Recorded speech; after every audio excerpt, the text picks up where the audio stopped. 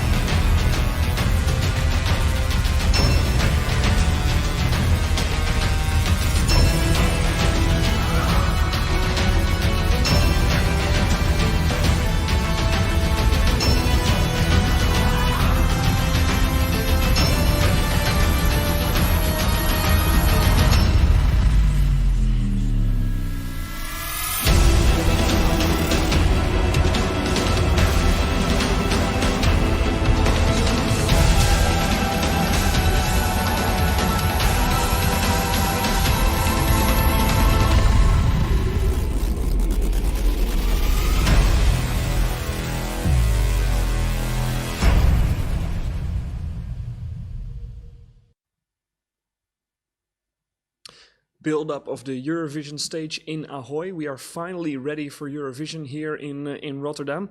Matthew Newhouse, Australian ambassador, thank you for joining us today on the show. Quite impressive, right? If you see it like that.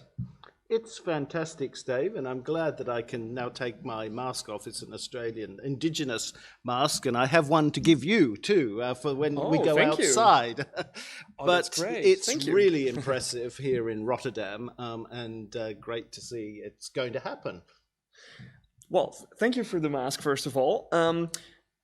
Let's talk about this year's Eurovision Song Contest and also about why it's so special this year, because Eurovision obviously cancelled last year. We're still dealing with a pandemic, and even this year it's not a normal Eurovision Song Contest, especially for Australia. Yes, indeed, and I'm conscious that Montaigne is not able to come here from Australia this year. We know we're going to really miss her in her physical presence, but isn't it fantastic that given this mediums we have nowadays, she will still be able to perform and Australia will be represented here in Rotterdam?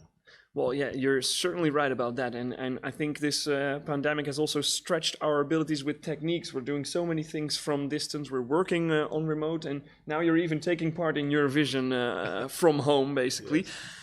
Australia has a different way, in some ways, of dealing with this pandemic than Europe. Can you explain to us a little bit more about that? Yes, I mean, in a way, we were in the fortunate position of being an island, so we could quarantine ourselves.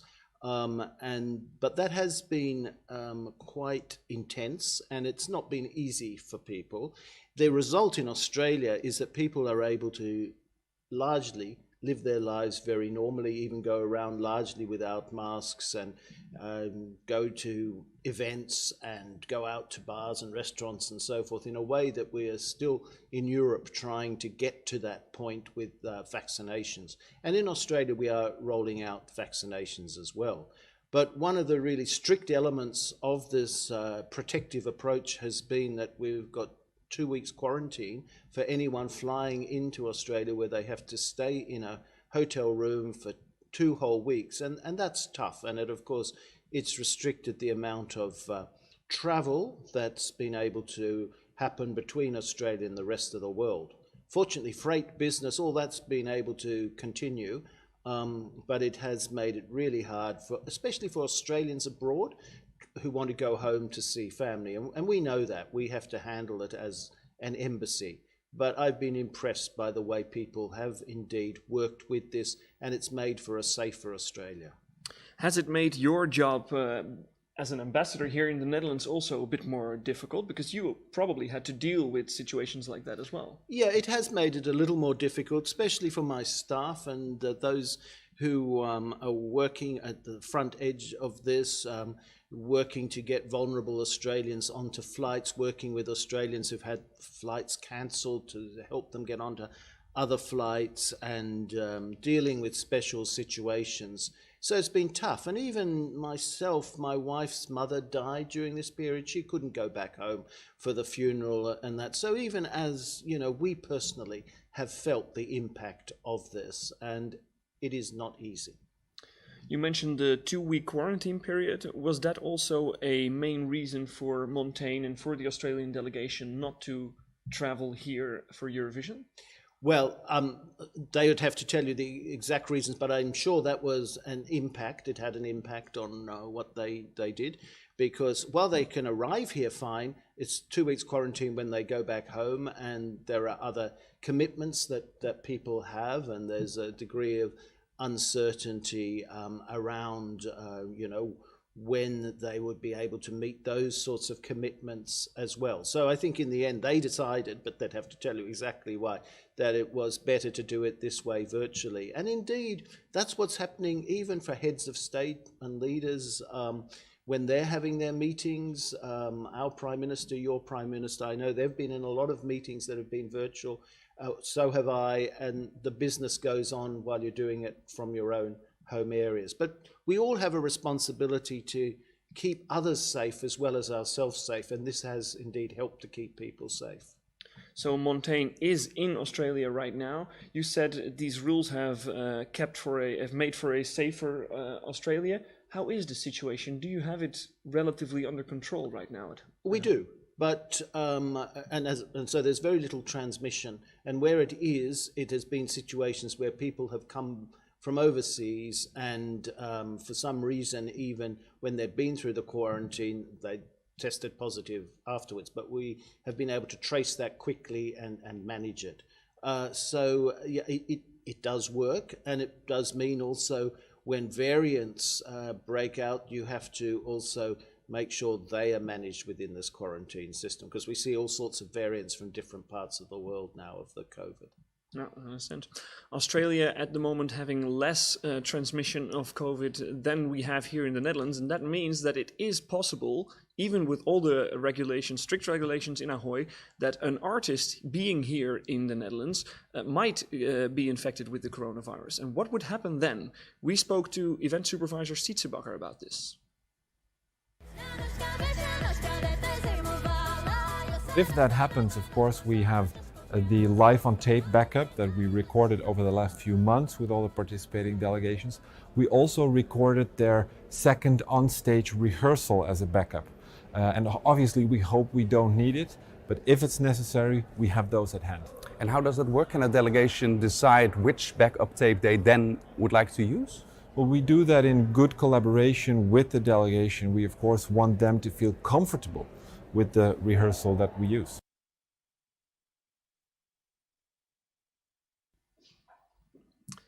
So we're here at the Rotterdam Maritiem Museum. So one of the items has been added to our table. We'll talk about that in just a moment. First of all, though, we just saw Sietsebakker explain about the backup tapes, which Montaigne will be using, and then the rehearsal tapes, which some other countries hopefully do not have to use, but might be using if COVID infections do happen. The Eurovision, in other words, the Eurovision circus has now really begun here, with Australia on distance joining. And I think even when you are at that distance, Australia is still happy to be a part of it, am I right? Very happy to be part of it. It's so popular in Australia. And I know there's even going to be Eurovision parties, because my own daughter, who's in her 20s, is planning on one. In fact, she asked that we send her back specially some of those slipper clogs that you buy in the tourist shops here, so she can wear them to a party in Canberra. So people get really excited about it in Australia, and it makes them connected to the world. Australia's a long way away. To come here takes you, 24 hours of flying. But through these means, you can still feel very connected to Europe and the world. As you say, Australia, a long flight away from, especially also from Europe. Why is there still that strong European connection in Australia? Well, that's because we have a lot of people of European origins in Australia.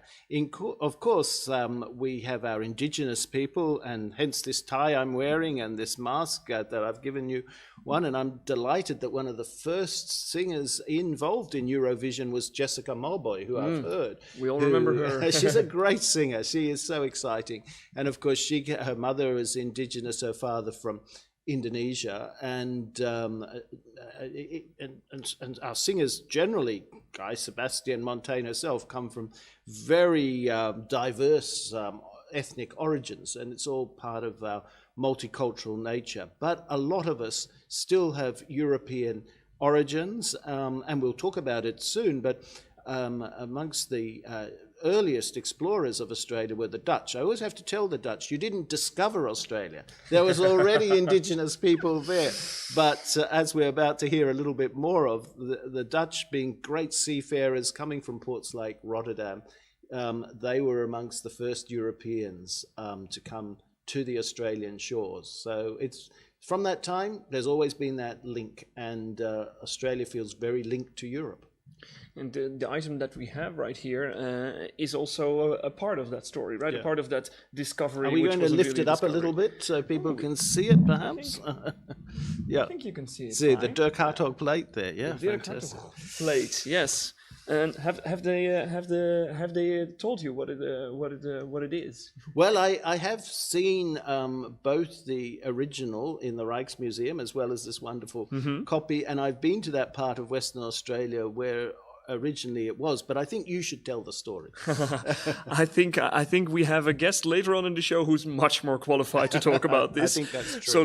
So let's get back a little bit to Eurovision. We already talked about this melting pot. What I'm interested in is before Australia started actually taking part, it was already broadcast. People were already watching it. Absolutely. Were people rooting for their own country, or do people have a sense of like, oh, I'm from Dutch heritage or Serbian or Greek heritage, and following the contest from that perspective back then?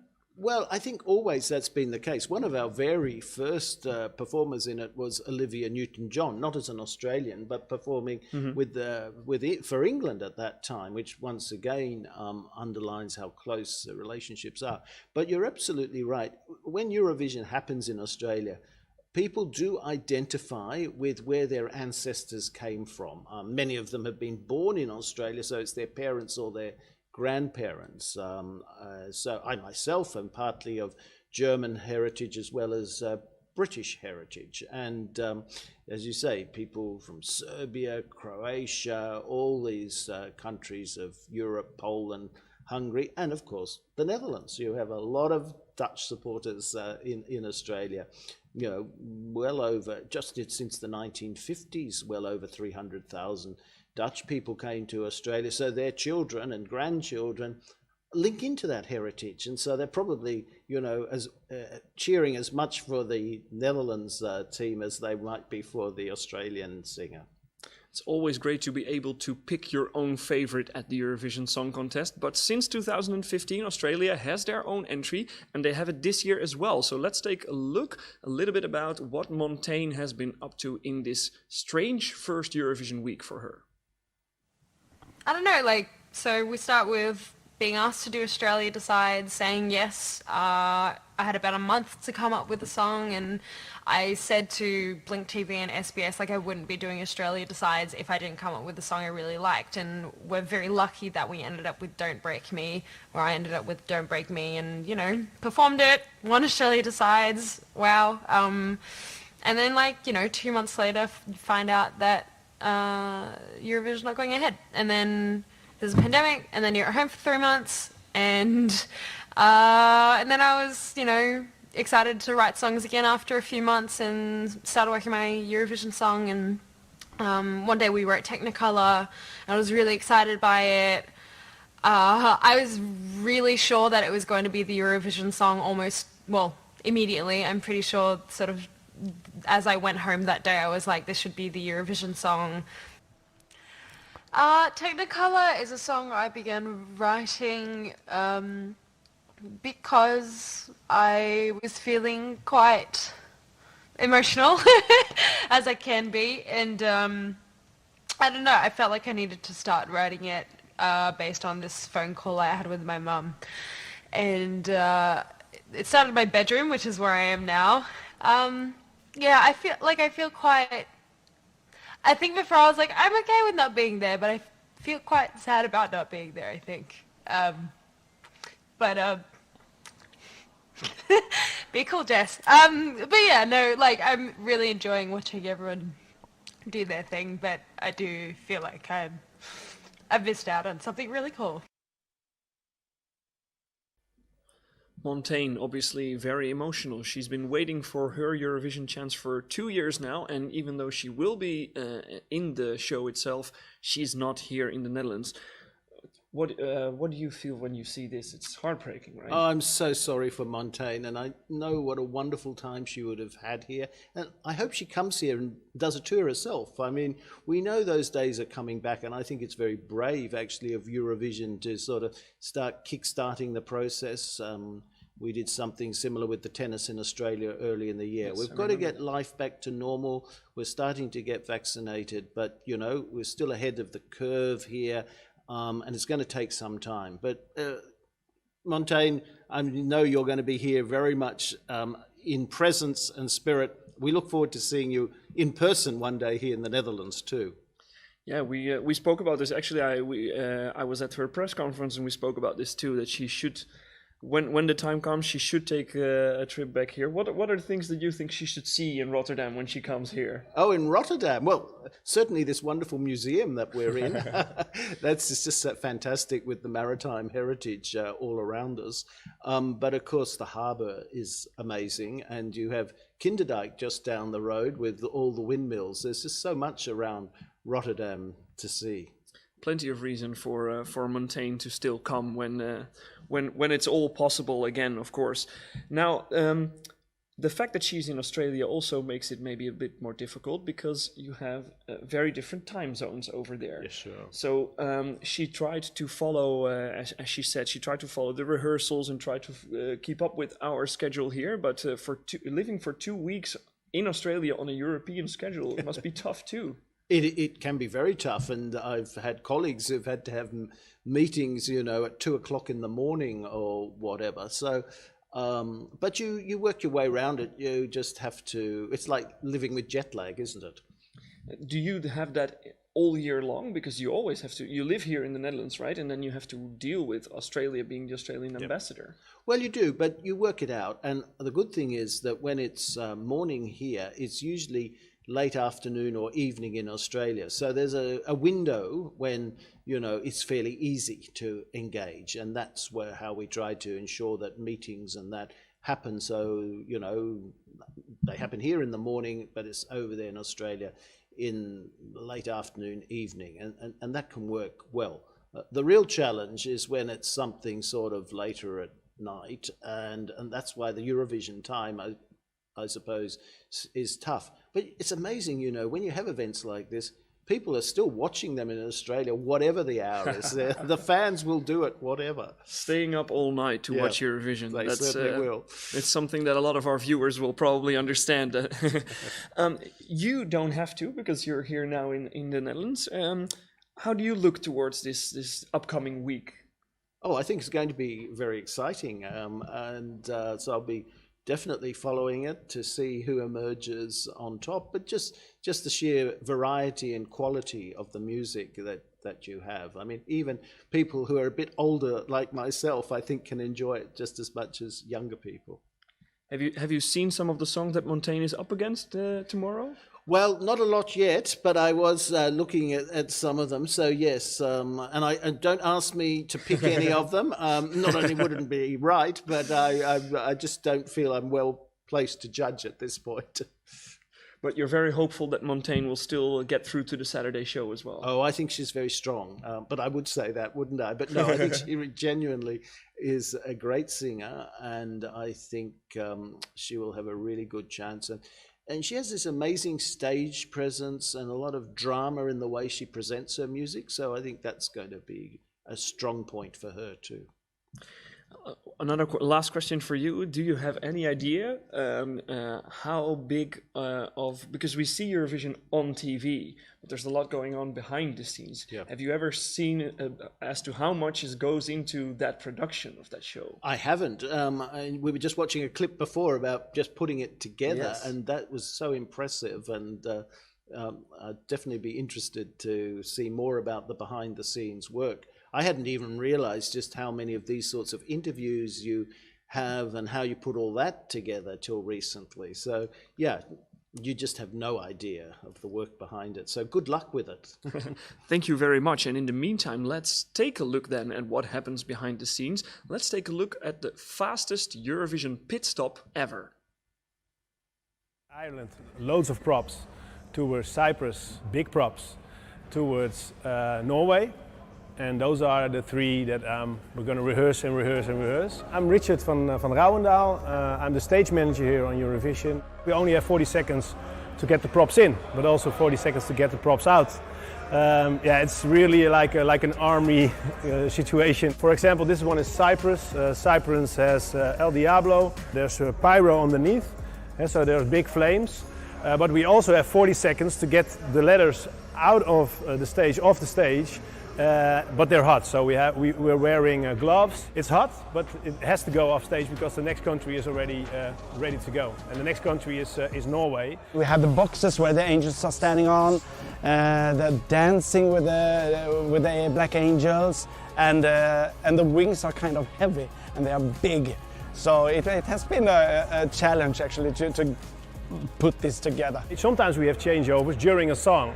So you see a microphone stand, and at once it's gone. You won't see the guy, but you will see that the microphone is gone. We sent pictures, images to the broadcast here in Netherlands and try to explain how we want it to be and how we want it to look like. Some of the countries bring their own props, and some of the countries we produce it for them. We make a technical rider, and the max size is the max weight. That's basically the rules that they have to bring their own props.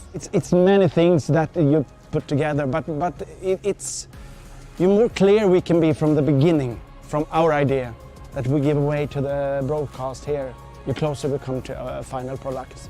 We had now 20 delegations. They were, of course, they have their notes, and that's, of course, it's their act, so that's normal. But at the end, they were happy. So luckily, knock on wood, we keep on doing this the next few days. It takes a while to put those wings on, actually. So we need that. We're in a hurry, for sure we are. But we will manage that for sure. The fastest Eurovision pit stop ever. Ron Brandt, curator of the museum that we're here in right now. First of all, thanks for hosting us. How impressive was that? Yeah, very, very amazing. Yeah. It's they have only 1 minute to do it, and they just get it done somehow. We're here today at the Rotterdam Maritime Museum, of course, because, as we discussed with the ambassador already, all these links between the Netherlands and Australia, between the port here in Rotterdam. The item that we just discussed, because we couldn't quite figure it out, and you, of course, know much more about it. It was here before, now we have a different item on, but let's start with the Dirk Hartog-schotel. Tell us, what did we see there? Yeah, the Dirk Hartog-schotel was left in Australia as a European relic in 1616, when Dutch explorers arrived on the coast of Western Australia. They didn't know where they were. It was called the Southland, the mysterious Southland. Australia, what was it? Nobody knew it.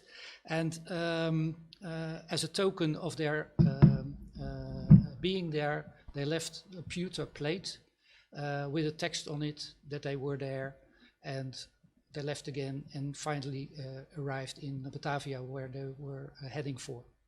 So this was meant to, was this also meant to give some direction, or how should I understand No, that? just to leave an artifact as a sign of life, as a sign basically. for perhaps somebody next which arrived there as well, that someone had been there before. All right, and they left it there.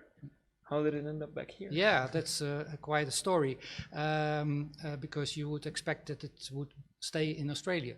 But at the end of the 17th century, another expedition went to the western coast of Australia, and they arrived at Dirk Hartog's Island, and they found the pole where this plate was placed on, and they put another plate of their presence there instead.